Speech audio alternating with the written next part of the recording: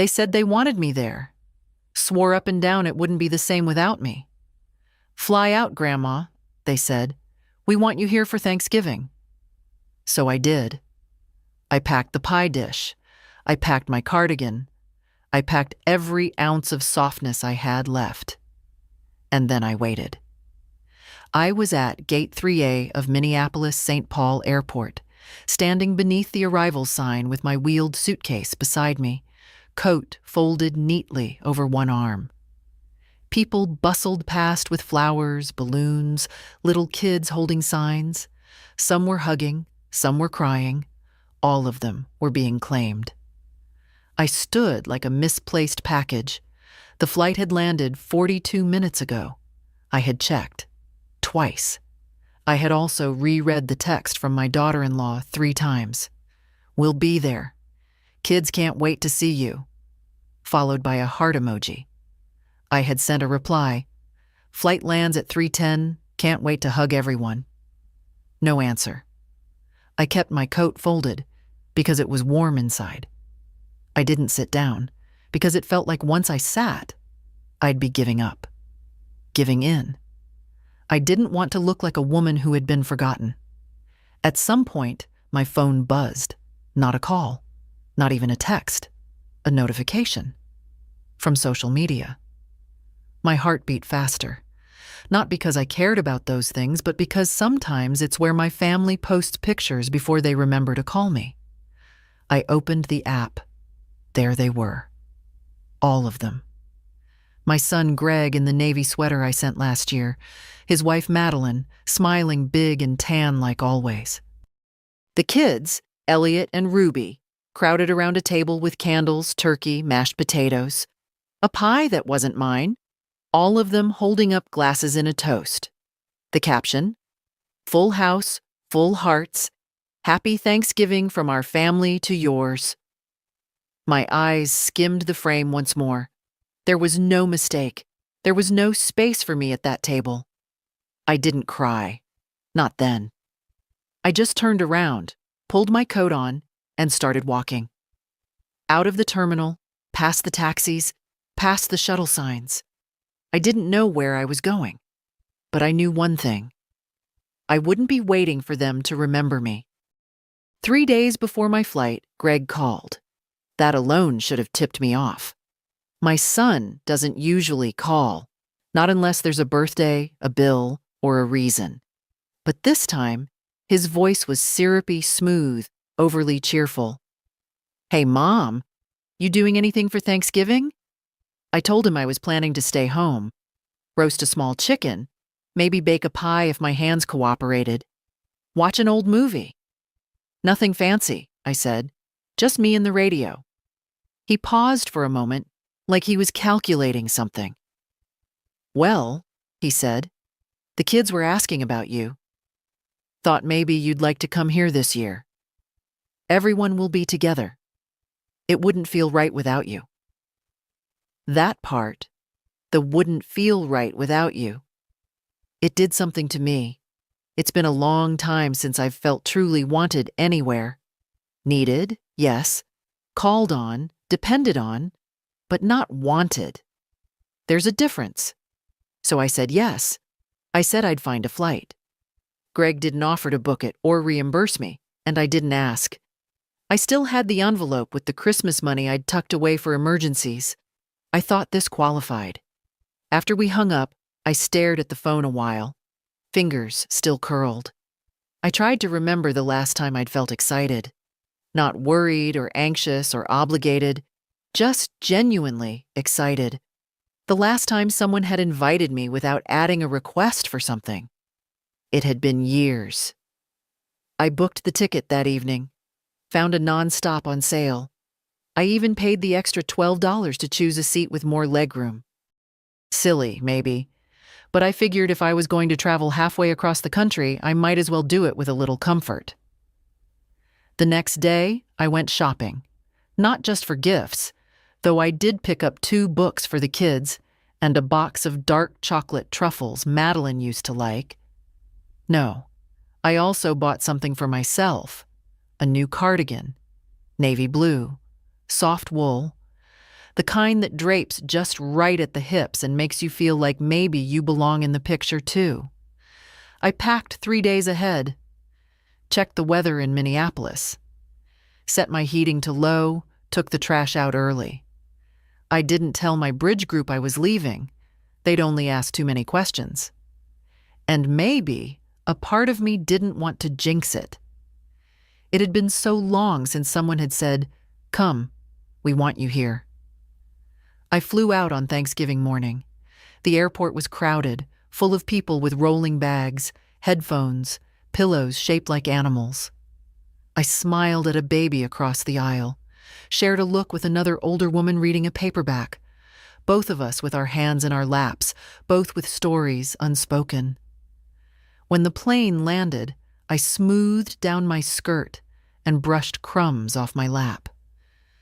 I had brought my good shoes, the black ones with a tiny heel. I wanted to look like the kind of woman you invite. And I believed I was, until I wasn't. The walk from baggage claim to the exit felt longer than usual. Maybe it was the weight of the suitcase, maybe the weight of something else entirely. I rolled my bag past the coffee kiosks, the families reuniting, the young woman crying with joy into her boyfriend's shoulder. I didn't feel bitter then, just displaced. Like someone had hit pause on me while the rest of the world continued in motion. Outside, the sky was gray with that dull Midwestern light that makes even the air feel heavy. My phone was still quiet. No texts, no missed calls. I checked the time again, 3:54 p.m. Thanksgiving dinner probably wouldn't start until 5 or 6. Maybe they were busy. Maybe the kids were being wild, or the turkey needed basting. There were a dozen reasons, all of them harmless. But even harmless reasons sting when you're standing alone at arrivals. I waited on the curb another 20 minutes before my knees began to protest. I sat on a bench. I watched strangers climb into cars that knew their names. I watched a woman in a puffy jacket bring her mother-in-law a hot chocolate and a hug.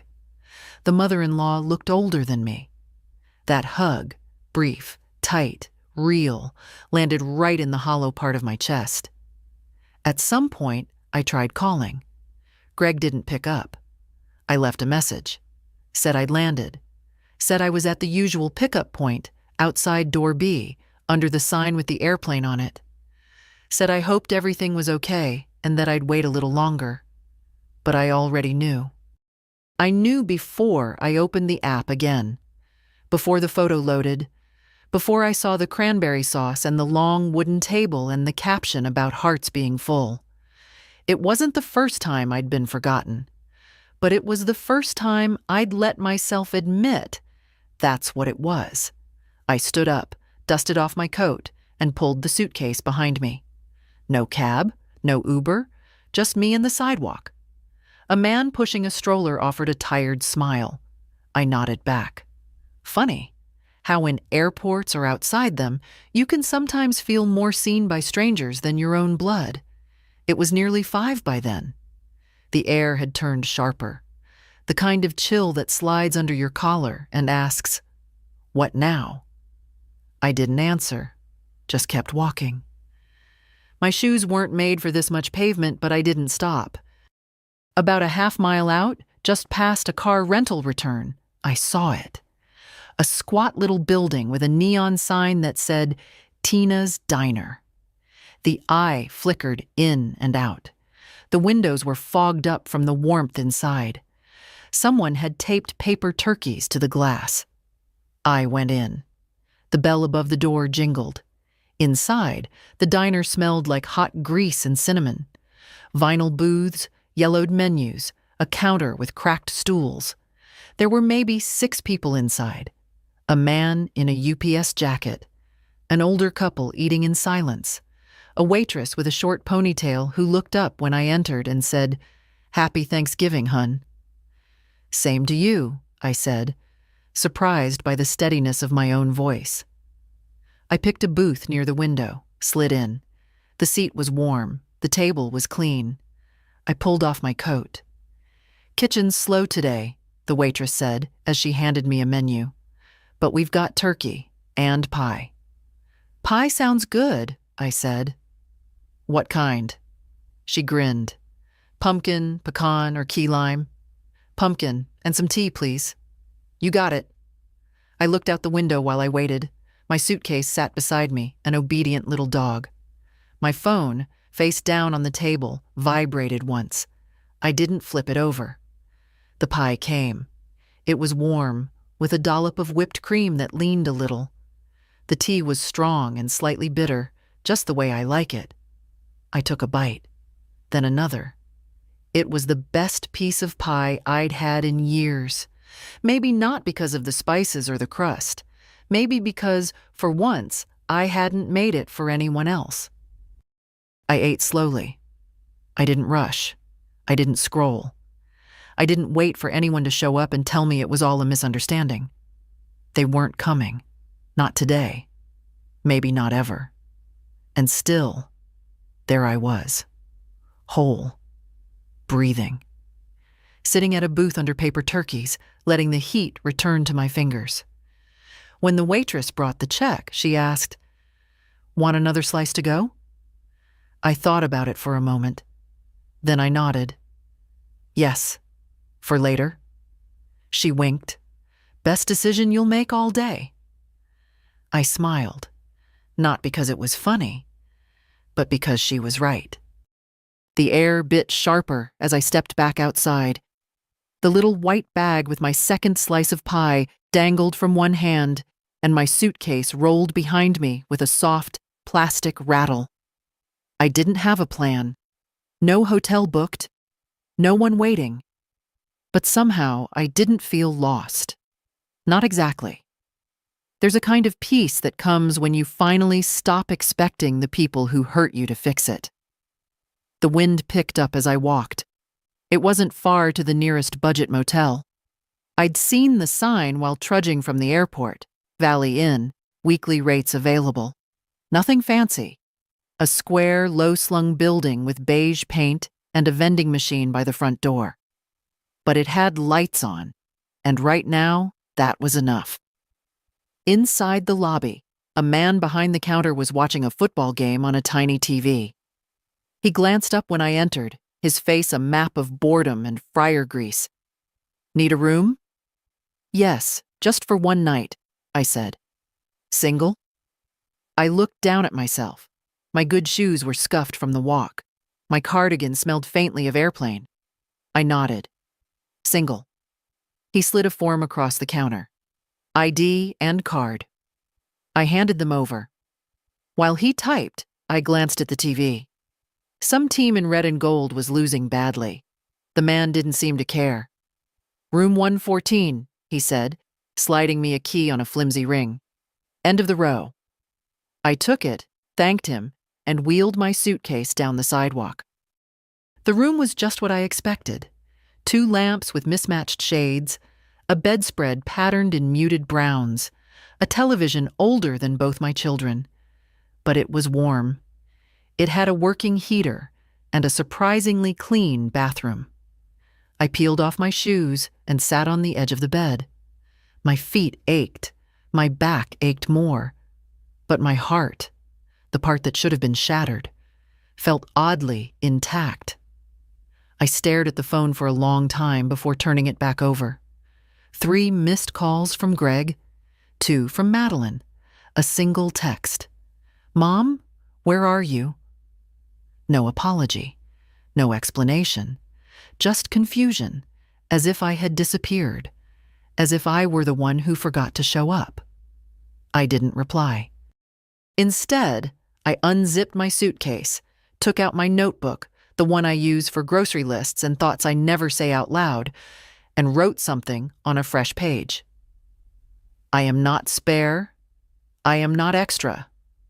I am not a side dish at someone else's table. I stared at the sentence a long time. Then I underlined it. I could have cried.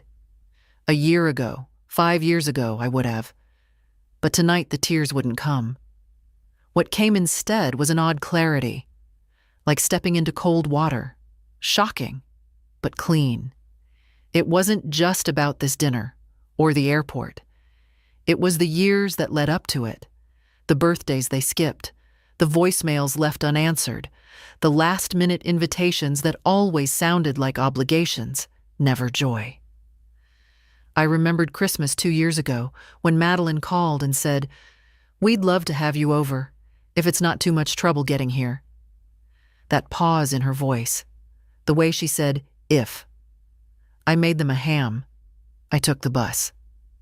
I remembered Greg's 40th birthday. I sent him a leather wallet with his initials engraved. He sent back a group text that said, "Thanks for the gifts, everyone." I remembered Ruby's school play, how I'd found the live stream myself and watched on my little laptop with a glass of wine and a lump in my throat. She didn't know I was watching. Nobody mentioned it. And still, I kept showing up. Until today. Maybe it takes standing on the curb alone in a different city to see the shape of what's been there all along. I wasn't part of their life. I was an accessory. A convenience. A placeholder for when they needed to remember their better selves. I looked around the motel room. Ugly, honest, functional. It was the most honest place I'd been in years. I got up, made myself a cup of motel tea using the plastic coffee machine, and sat cross-legged on the bed with my second slice of pie. No china plate, no linen napkin, just a white paper bag and a plastic fork. And yet, it tasted like something I'd earned. The motel room's ceiling had a hairline crack that ran above the bed like a road map. I stared at it while the heater wheezed and kicked. Outside, I could hear the wind scraping at the siding and the occasional engine rumble from the freeway nearby. A man 2 rooms over was coughing, deep, wet, miserable. Somewhere, a toilet flushed. It wasn't a peaceful night, but it was an honest one. Around 2 a.m., I finally drifted off, the scratchy blanket pulled up to my chin, my notebook still open on the nightstand. I slept in the clothes I'd arrived in, too tired to change, too wary to unpack again. In the morning, I woke before the sun. It's a habit I never lost. Even after retirement, my body insists on being useful by 6 cows. I made another cup of weak coffee from the in-room machine and watched the sky lighten through the blinds. The pie was gone. The tea, too. But the quiet stayed. At 7:12, my phone buzzed. "Mom, I'm so sorry. There was confusion with the pickup. We thought your flight was tomorrow. Can you come to the house today? The kids really want to see you." Greg. No explanation for the photo. No mention of the dinner. No apology for posting a Thanksgiving without me in it. Just confusion. And, "Can you?" I stared at the message, then set the phone down. I didn't answer. Instead, I got dressed, brushed my hair, dabbed on a little lipstick. It wasn't about seeing them. I wasn't going. It was about dignity. About reminding myself that I still got to decide how I presented myself to the world, even if no one was looking. The lobby had a bowl of bruised apples and a carafe of coffee that tasted like burnt cardboard. I took an apple and slipped it into my bag. Checked out. The man behind the counter barely looked up from his football recap. Outside, it was cold and clean. The wind had calmed. The sky was the kind of brittle blue that only happens in November. Sharp. High. Endless. I didn't go back to the airport right away. Instead, I walked. There was something I needed to do first. A mile down the road, tucked between a gas station and a closed tire shop, was a little postal annex. I stepped inside and asked for an envelope and a pen. "Do you sell stamps?" I asked. "Of course," said the clerk. She was young, kind-eyed, with chipped polish on her nails. "I need one for a letter to Massachusetts," I said. She handed it over, and I wrote the address from memory. Emma Wexler, 12. Pond Hollow Lane, Worcester, MA00609, my granddaughter. Emma was Greg's daughter from his first marriage, the only one who still called me just to talk. She was 23 now, finishing nursing school. She sent me pictures of her cat, told me when she passed exams, asked for my recipe for cornbread stuffing. The envelope stayed empty for a moment. Then I pulled out a page from my notebook and began writing. Emma, dear, you once told me I was your safe place. I want you to know that hearing that meant more to me than most things in this world. This Thanksgiving didn't go as planned. I flew across the country for a table I was never meant to sit at. But I found something in the quiet that I didn't expect. Room to remember who I am without waiting for someone else to say it first. I kept writing. Not bitter, not dramatic, just real. When I sealed the envelope, I felt lighter. At 10:35, I booked a ticket home. Same airline, same gate, different woman boarding. The flight wasn't until evening, so I found a cafe near the terminal with big windows and good scones. I sat there for hours with tea and a pen, going over things that had been unspoken too long. I didn't write to Greg. I didn't call Madeline. I didn't tell them where I was. They'd see the missed return call, maybe wonder, maybe not. I wasn't angry. I was done. Around 4 p.m., the light changed. The kind of golden haze that makes even parking lots look beautiful. I watched a little boy run toward a minivan, his backpack bouncing. He turned and waved at his grandmother, who was slower but smiling. She waved back, and he ran to her, grabbing her hand like it was his anchor. I watched them until they disappeared, and I whispered to myself, not loud, not bitter, just clear. I deserved that too. The plane home was only half full. A blessing, really. I had a whole row to myself. The seat beside the window was cold when I sat down, and I left it that way. Didn't bother folding my coat or smoothing the seatbelt across my lap just yet. For the first time in a long time, I didn't feel the need to make myself tidy for anyone else's comfort. The flight attendant offered a soft smile. "Heading home or leaving it?" she asked as she placed a plastic cup of water on my tray. "Both," I said. "In a way." She didn't ask for more, just nodded and moved on. That quiet kind of understanding, uncommon and kind. I stared out the window during takeoff, watching the gray city shrink beneath us, watching the runways crisscross like faded scars. As the plane lifted, the sky opened wider. Blue above and below, and nothing in between except the dull hum of the engines and my own breathing. I thought I might feel grief again, some wave of it. I waited for it like one waits for turbulence, but it didn't come. I didn't feel peace either, not yet. But I did feel still, rooted, present. That was new. Halfway through the flight, I pulled my phone from my bag and turned it on again. I told myself I was only checking the time. But of course the notifications poured in. 4 texts from Greg. 1 voicemail.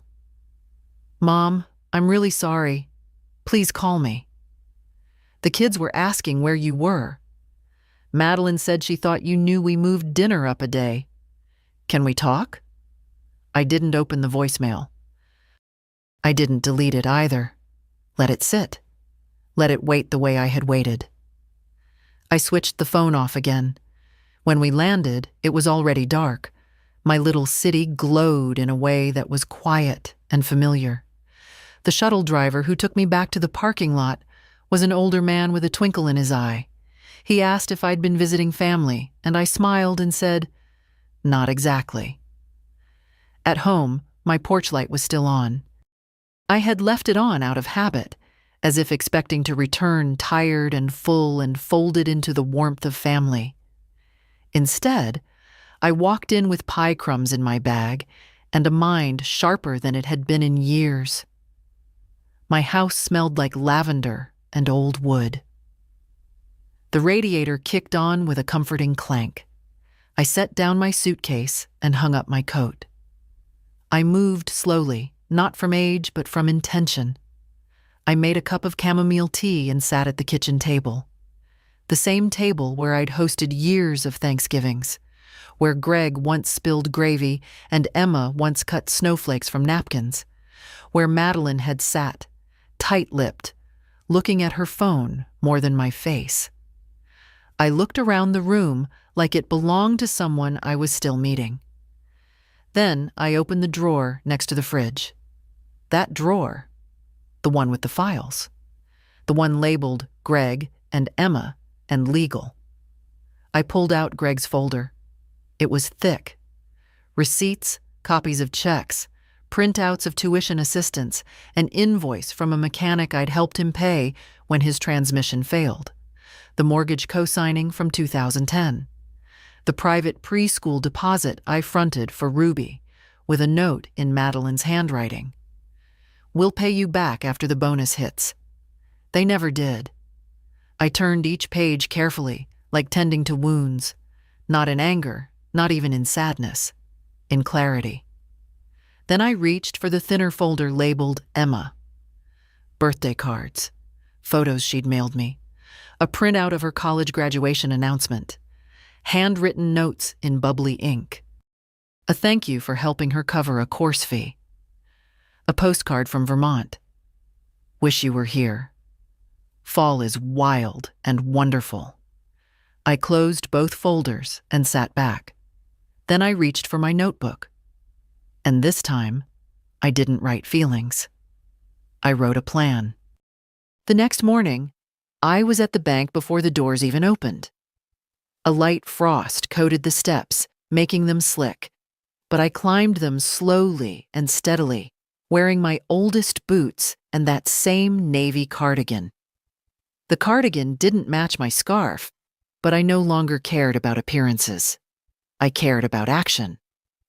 The teller, a young man with kind eyes and a nervous smile, greeted me with the kind of politeness people reserve for the elderly.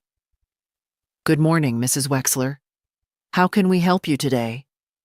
"I'd like to speak with someone about my accounts," I said. "All of them." He nodded, glanced at a screen, then called into the back. A few minutes later, I was ushered into a glass-walled office with soft chairs and the faint smell of printer ink. A woman named Natalie introduced herself as my account manager. She looked like someone who did yoga at lunch and always had almonds in her purse. "What can I do for you today, Mrs. Wexler?" "I want to suspend all automatic payments, every one of them, starting today." She blinked. "All of them." "Yes." She tapped a few keys, eyebrows rising slightly as she scanned the screen. "You have quite a few. Recurring transfers to family members, tuition payments, car insurance, some scheduled gifts to charities as well." "Keep the charities," I said. "Stop the rest." There was a long pause. "Do you want to talk about why?" I looked at her. Really looked. And to her credit, she didn't fill the silence with fake concern. "No," I said. "I've already spent enough time explaining myself." She nodded. "Understood."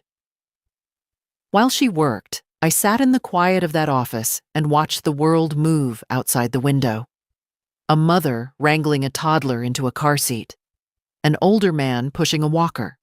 A delivery truck idling too long. "Done," Natalie finally said. "Everything's been suspended. I'll prepare the paperwork for full cancellation if you want to come back in to sign tomorrow."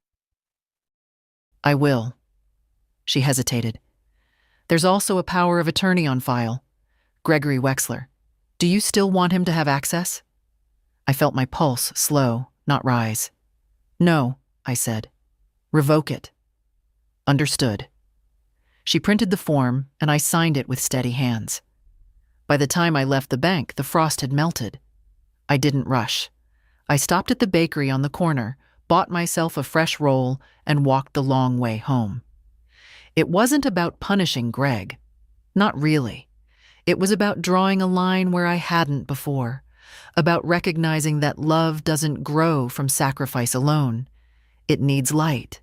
It needs truth. Back home, I pulled the pie dish from the sink, washed it gently, and put it away. Maybe someday I'd make another pie. Maybe not. But I wouldn't make one for people who left me standing on a curb. That afternoon, I called my lawyer. Mr. Altman had handled our affairs for over 30 years. He'd helped us buy the house, settle my husband's will, even draft the first version of mine back in 2005.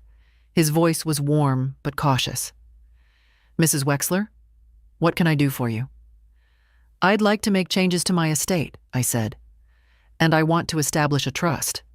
"For Emma?" "Yes." He didn't ask why. He didn't have to.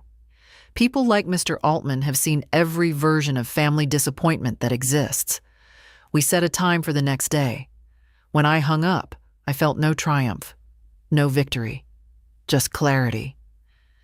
That night, I sat on the porch with a blanket around my shoulders and tea cooling on the railing. A few neighbors passed by. One waved. One didn't. The street was quiet, and I felt not okay, not healed, but steady. Like I'd finally stopped knocking on a door that was never going to open.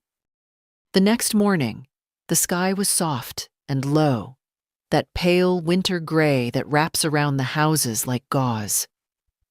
I dressed slowly, not because I was tired, but because I didn't want to rush what came next. At 9 sharp, I was in Mr. Altman's office, a little 2-story building with green shutters and a reception area that smelled faintly of old paper and floor polish. The same gold-framed photos hung where they always had. His children, his boat, his bulldog in a Santa hat.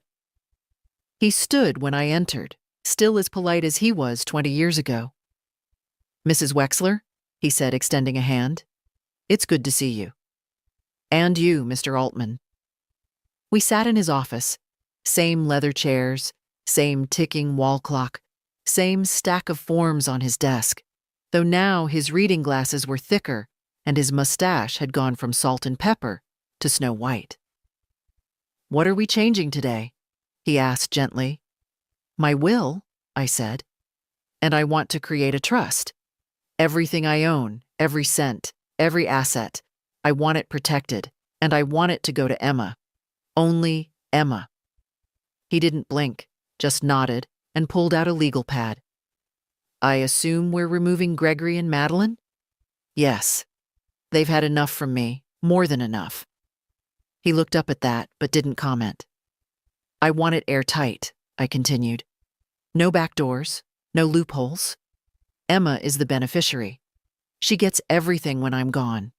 And until then, she can access the trust for education, housing, healthcare, or emergencies.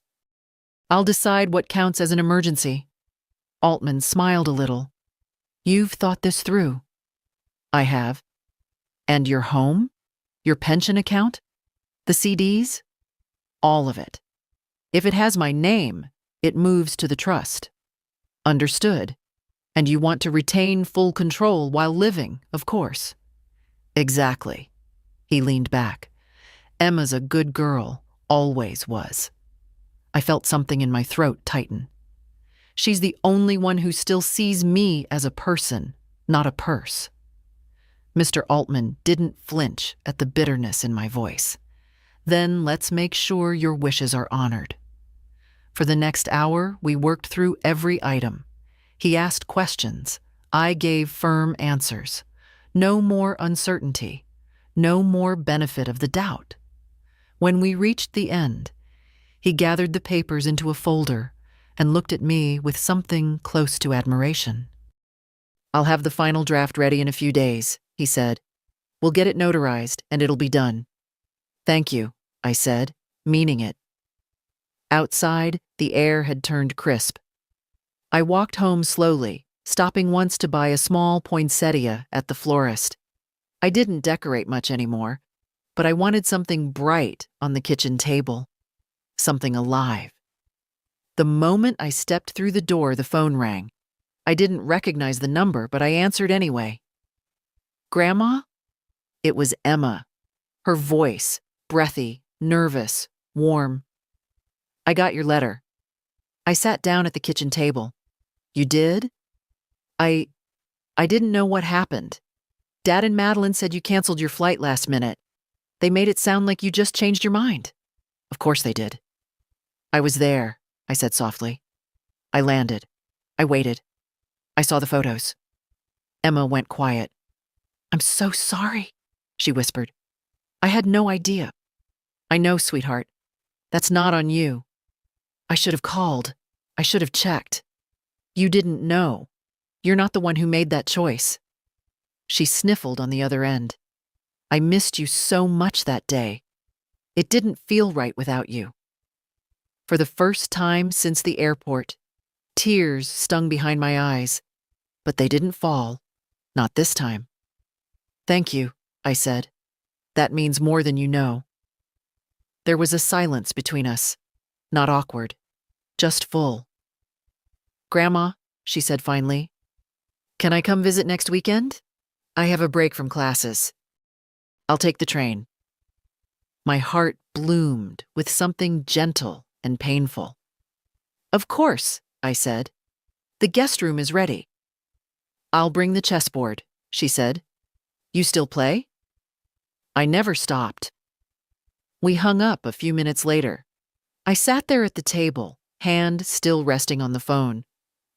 For once, I didn't feel forgotten. I didn't feel invisible. I felt seen. That Saturday, just after noon, I stood at the train station in my warmest coat, watching as passengers stepped off the 1137 from Worcester. The platform smelled like diesel and old rain. I clutched the paper bag in my hands, a sandwich and an apple, just in case she'd forgotten to eat. And then there she was. Emma came off the train wearing an oversized hoodie and jeans, her dark curls tucked under a beanie, a worn canvas bag slung over one shoulder. She looked older than the last time I'd seen her, sharper somehow. But when she spotted me, her face lit up with something pure and unmistakable. She rushed over and hugged me like she meant it. It was that simple. No questions, no apologies, no tension curling in the air between us. Just her arms around me, tight and real. Hi, Grandma, she whispered into my shoulder. Hi, baby, I said. You're here. We drove home in silence for a while. She watched the streets like she was trying to memorize them again. I drove slowly, carefully, letting her take it in. The neighborhood hadn't changed much, but it felt different with her beside me. Back at the house, I made tea while she set her bag down in the guest room. She returned with that familiar ease of someone who belonged, curling up in the corner of the couch like she'd never left. The chessboard sat waiting on the coffee table. We played a game. She won. Then we played another. I won that one. Fair and square. Later, we sat at the kitchen table, both of us nursing mugs of tea. The poinsettia I'd bought earlier that week sat in the middle, still red, still alive. I read your letter again on the train, she said, tracing the rim of her mug. I've never seen you write like that before. I've never had to, I said. I used to think being quiet was a form of grace, but lately, I think it's just made me easy to ignore. Emma looked up at me. I never ignored you. I know. She hesitated. Dad doesn't know I'm here. I figured. He called a couple nights ago, asked if I'd seen you since Thanksgiving. I didn't lie. I just said we hadn't talked yet. That was kind. She shook her head. It wasn't kindness. It was exhaustion. I'm tired of pretending things are normal. That surprised me. Emma had always been careful, diplomatic, the peacekeeper in her fragmented family. Hearing her say that, calm, steady, told me she was growing into something strong. "You don't have to pretend here," I said. "Not ever." She nodded. "Neither do you."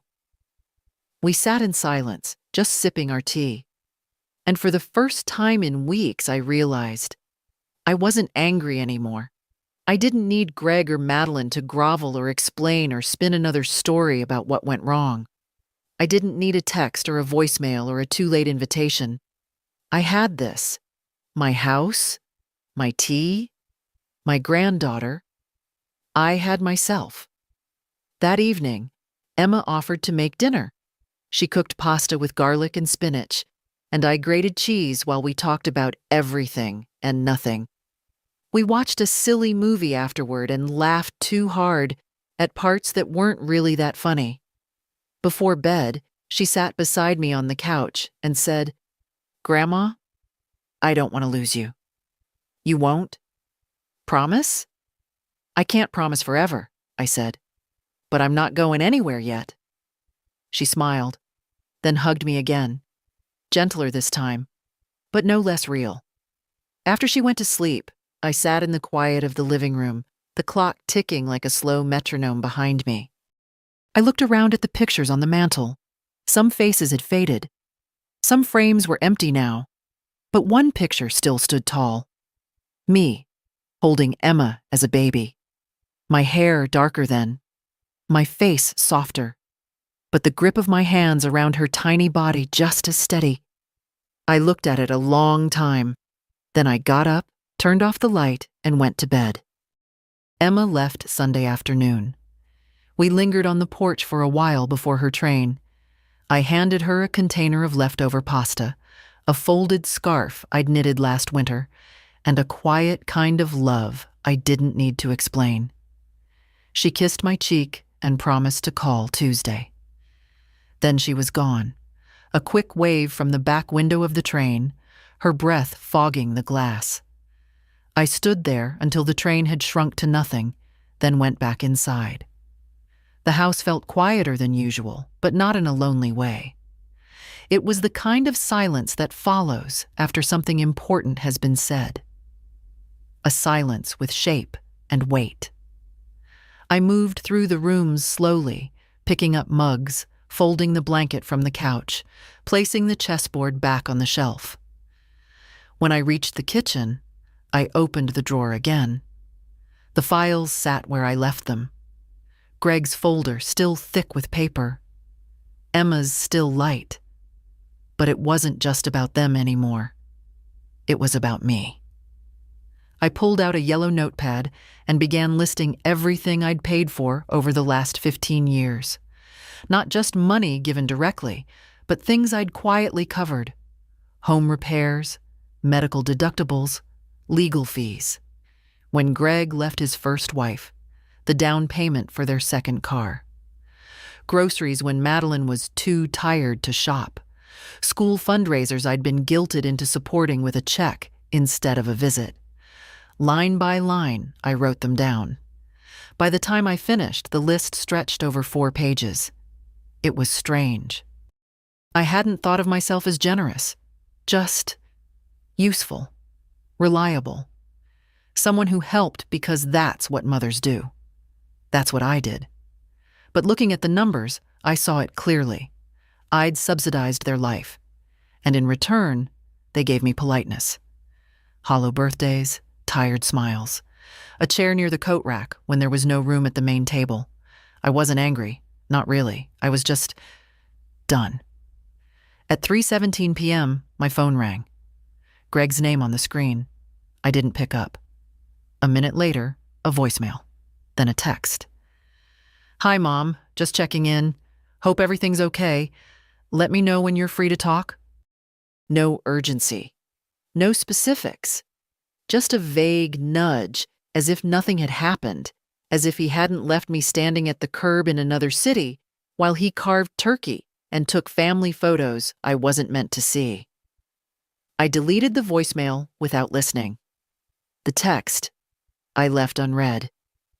That night, I lit a candle. It wasn't for any special occasion, just for stillness. for the quiet of the house and the way the light caught the edge of the kitchen counter. I poured myself a glass of wine, one of the good bottles I'd been saving for a real holiday. I set a single place at the table, heated a bowl of leftover soup, and I sat, not scrolling, not waiting, not hoping for the phone to ring. I sat in my own life. Later, before bed, I opened my email, found the folder labeled Travel. At the bottom was the receipt for my Thanksgiving flight. Round trip. Return complete. I forwarded it to myself, then added a note in the subject line. Proof of departure and return. No rescue, no reunion, just me. I didn't send it to anyone else. I didn't need to. The next morning, I called Mr. Altman again. I've been thinking, I told him. I want to add a clause to the trust. Of course, he said. What are you thinking? I want Emma to be the sole executor, but I also want a letter attached, not a legal one, a personal one. You can include a statement of intent, he said. It won't change the legality, but it can explain your reasons. Good. Then I'll write it. That same morning, I sat down and began. To whoever is reading this after I'm gone, if you're wondering why things were divided this way, let me say clearly, this is not punishment, it's honesty. I've spent my life giving, quietly, consistently. But love without respect isn't love. Presence without care isn't family. I chose the one person who saw me before I vanished. I didn't finish the letter that day.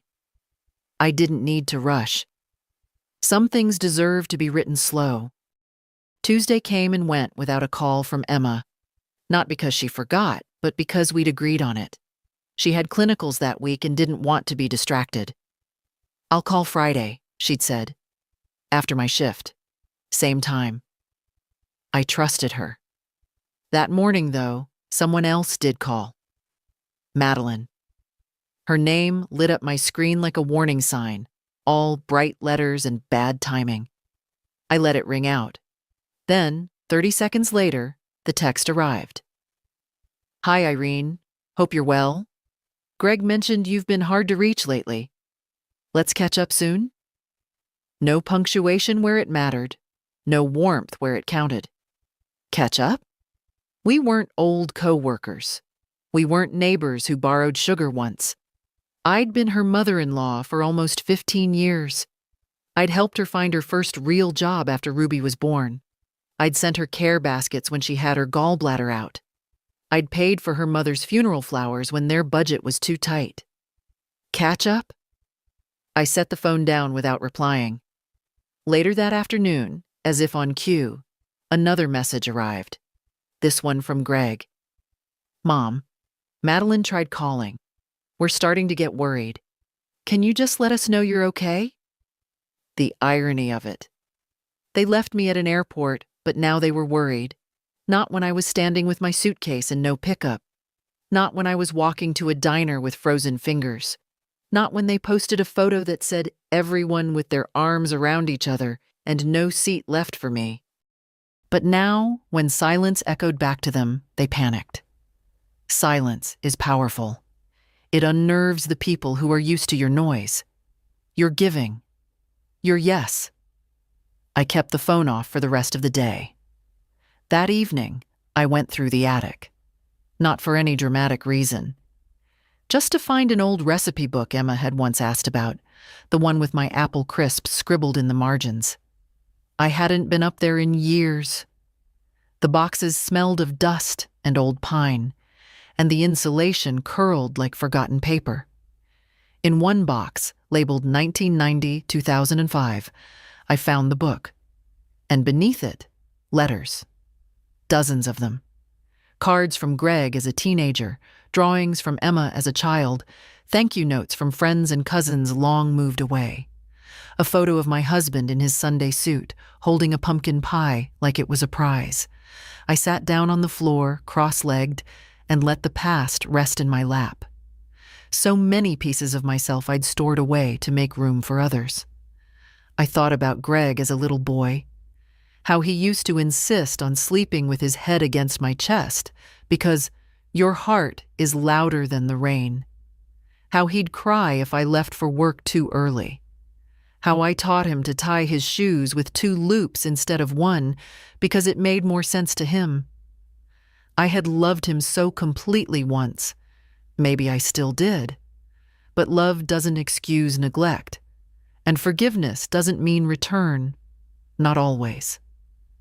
I put the letters back carefully, closed the box. And that night, when the house was dark and the world was quiet, I opened the notebook and added 2 more lines to the letter for the trust.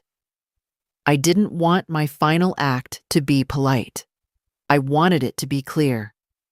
Emma, you saw me. Not out of obligation, not for what I gave, but because you chose to. That's what family is. Choice, respect, truth. The pen felt heavier than usual in my hand, but I wrote anyway. The next day, I drove into town and went straight to the notary. It was in the back of a shipping store, past shelves of bubble wrap and a rack of novelty greeting cards. The man behind the counter had kind hands and a long, careful way of speaking. His name tag said Dev. I need to notarize a letter, I said, unfolding the pages I'd written, and some trust documents my attorney prepared. He glanced at the first page, then back at me. Big changes? I nodded. Long overdue ones. He didn't ask more, just handed me a pen and guided me through each signature with the quiet efficiency of someone who has seen all kinds of endings and beginnings pass across his counter. When it was done, I felt lighter. Not free, not yet, but clearer. Like the road ahead had fewer turns. I stopped by the grocery store after, picked up milk and oranges, a bunch of lilacs they'd marked half price. The kind of things you buy when life is steady again. When you're choosing your own peace, instead of waiting for someone else to hand it to you. At home, I set the flowers in the chipped vase near the kitchen sink. The scent of lilac spread slowly through the house, soft and certain. I took off my coat, folded it, and laid it over the back of the chair. My phone buzzed just as I was putting the groceries away. Greg. Again. Mom, we really need to talk. You're not answering, and it's making things worse. I don't know what's going on, but we're worried. Please call me. The message was longer than usual. The edges of panic showing. But still, no real apology. No mention of what had happened. No ownership. Only absence. And now, the discomfort of it. He wasn't sorry for forgetting me. He was sorry I had stopped filling in the blanks. I sat down, stared at the screen, then turned it off again. That afternoon, I took out the folders once more, Greg's, Emma's, the trust packet, and locked them all in my fireproof box, slid it back beneath the bed. Not because I was hiding anything, but because I was finished. Finished explaining, finished asking, finished waiting. I made soup that night, lentils, carrots, garlic. My hands still knew how to measure by instinct.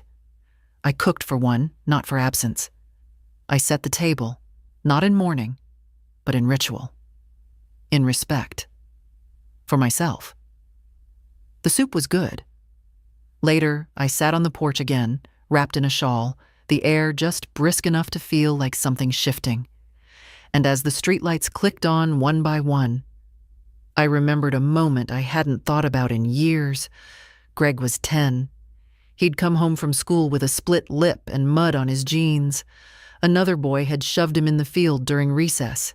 He didn't cry, just stood at the sink, rinsing the blood off his hands, saying, "It's fine. It's nothing."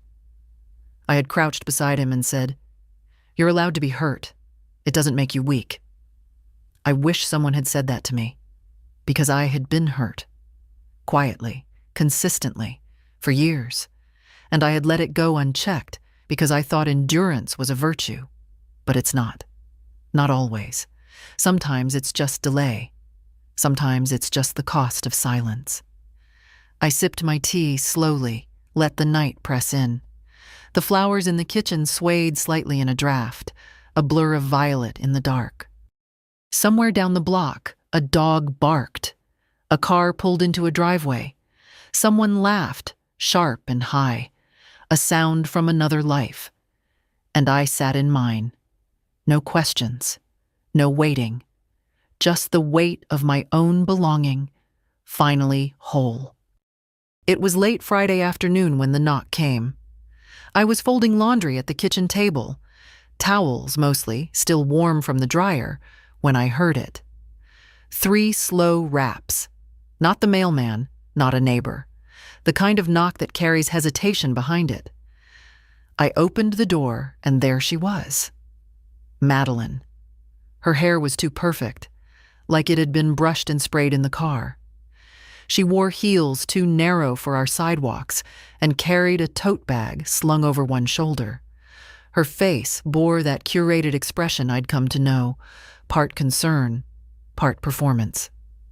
"Irene," she said, her voice almost tender. "Can we talk?"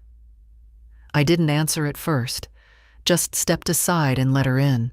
She glanced around as she entered, as if expecting dust or neglect. The house looked the same, but something in the air had shifted. I knew it, and I think she did too. I led her to the living room. She didn't sit until I did. She placed her tote carefully at her feet and folded her hands in her lap. "I know you're upset," she began, her tone already polished. "And I just want to say, this whole thing has been a huge misunderstanding." I said nothing. She continued. "Greg really thought your flight was Friday. That's what he told me. We didn't realize you had already landed." "And the photo?" I asked. She blinked. "What?" "The Thanksgiving photo. The caption that said full house. All of you smiling at the table." She looked down. That was just something I posted for the holiday. I didn't mean to hurt you." "But you did." She looked up again, too quickly. "Well, yes, but I think we need to move past that now. The kids miss you. Greg's been calling. We're all just concerned. You've shut us out." I let out a small breath. "No, I just stopped filling in the silence for you. That's different." Her mouth tightened. "I came here because we want to make things right." I looked at her then, really looked, at the effort behind her makeup, at the impatience hiding in her posture, at the avoidance she wore like perfume. "You didn't come to make things right," I said. "You came to see if I was still useful." She straightened. "That's not fair." "But it's true."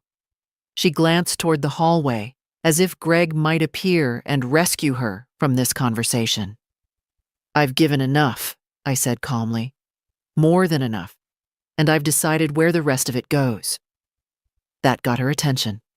Her eyes narrowed just slightly. "I'm not angry," I said. "I'm not bitter. I'm simply finished." "Irene," she said, and now her voice was tighter, colder. "This isn't like you." "I know," I said. "It's like me now." There was a pause. She shifted in her seat. "Does Greg know you've made changes?" "I imagine he's starting to suspect." Her face faltered. "And the house? Your accounts?" "Taken care of." The silence after that was dense, a kind of reckoning. Finally, she reached for her tote and stood. "Well," she said, her tone now clipped. "I'm sorry you feel this way." I smiled, just a little. "No, you're sorry I stopped accepting less than I deserved." She didn't reply, just turned and walked to the door. At the threshold, she hesitated. "Greg really is worried." "He should be," I said. "Not because I'm gone, but because I'm not coming back." The door closed behind her with the softest click. I stood there for a long moment, my hand on the knob, the air still humming from the exchange. Then I went back to the kitchen, finished folding the towels, lit a candle, made a cup of tea. The phone rang once that evening. Greg again. I let it ring, not out of cruelty, but because the silence finally belonged to me. Saturday came quiet. I woke early, not because I had to, but because my body had settled into a rhythm again, one not governed by expectation or the noise of someone else's schedule. The sky outside was pale and soft, the kind of morning that doesn't press or promise anything, just presence. I took my tea to the porch and sat under the faded quilt I kept draped over the back of the wicker chair. The steam rose slowly from the cup. Somewhere down the street, a child shouted, followed by the roll of a skateboard. Winter was still holding back, but not for long. I thought about Madeline's visit. Not with regret, not with anger, just curiosity. As if I were watching someone else remember a conversation they'd never truly had. She hadn't come for peace. She came for control. And for the first time in a long time, I hadn't given it. That was the victory. Not in winning, not in being right, but in staying rooted. In no longer performing grace just to keep others comfortable. That afternoon, Emma called. Her voice came bright through the receiver. "Hi, Grandma. I'm on break, but I wanted to check in. How's your week been?" "Eventful," I said, sipping my second cup of tea. "But steady." She caught the tone. "Something happened?" Madeline stopped by. "Oh." She said she and Greg wanted to make things right. "Did they?" "No." Emma exhaled through her teeth. "I'm sorry." "Don't be." I wasn't surprised. But I wasn't shaken either. There was a pause on her end. Then she said quietly, "You sound different." "Do I?" "Stronger. I think I am." We talked for a while. About her patience. About a paper she was writing. About the cat who'd knocked over her favorite lamp. The everyday things that form real lives. When we hung up, I didn't feel that familiar ache of absence.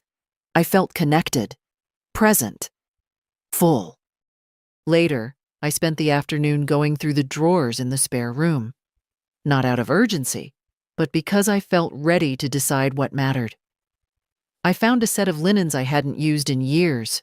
Emma might like those. A pair of earrings I'd once saved for Ruby's 16th birthday, before I learned gifts from me stayed unopened in drawers or disappeared altogether. I held the earrings a long time. Silver. Simple. Classic.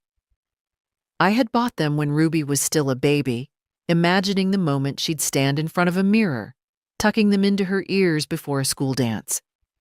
But now, they felt like symbols of something that was never mine to hold.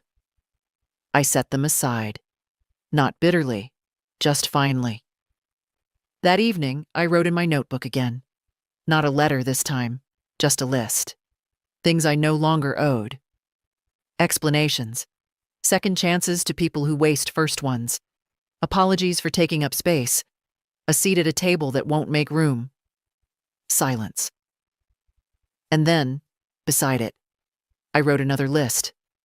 Things I still have. My name, my peace, my mind, my home, my granddaughter's voice in my ear saying, "Stronger." I tore the page out and folded it in half, taped it to the back of the cabinet door beneath the sink, where only I would see it, where I kept the dish gloves and the extra sponges. A strange place for strength, but real. That night, I set the table for one again, but this time, I lit 2 candles, not because anyone else was coming, but because I was there, fully. I sat down, spooned out my soup, and whispered. Not for drama, not for pain, but because it needed to be said. I'm still here. And I was. I spent the first Sunday of December decorating the porch. Nothing elaborate, just a simple pine wreath with a red ribbon and 2 strings of warm white lights along the railing. I didn't do it for neighbors or nostalgia. I did it because I wanted the house to glow. For me. For once. Inside, I put on a kettle, turned on the old radio, and let the slow jazz drift through the rooms. I used to decorate for the kids. Stockings with their names, cookies shaped like stars, and the old felt angel Emma once made in kindergarten. But this year, there would be no stockings, no extra chairs, no waiting. This year, I lit the fire early and set one place for tea. My own. By the time the sun dipped behind the houses across the street, the phone rang. It was Greg again. I answered this time. "Mom?" His voice was thinner than I remembered. "I'm here," I said. Calm. Steady. There was a pause. "I didn't think you'd pick up." "I know." Another pause. Longer. "I saw the paperwork," he said finally. "From the attorney, the trust, the changes. I figured you would." His breath caught, like he'd expected a different tone. I don't understand. After everything." "Exactly," I interrupted. "After everything." He went quiet. "You mean the money," he said eventually. "I mean the pattern," I replied. "The forgetting, the late calls, the missing birthdays, the airport, the photo. That wasn't intentional." "No," I said. "It was worse. It was convenient." There it was. The truth, out loud, without apology. "You're punishing us," he said.